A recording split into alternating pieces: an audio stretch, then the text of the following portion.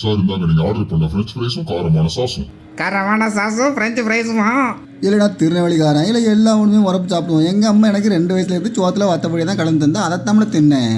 Peter என்ன சொல்கிற? ஒரு பெட்டு இந்த சாஸ் பாட்டில் அப்படியே சாப்பிட்டா உனக்கு 10 ரூபா தரேன். பெட்டுக்கு நான் ரெடி.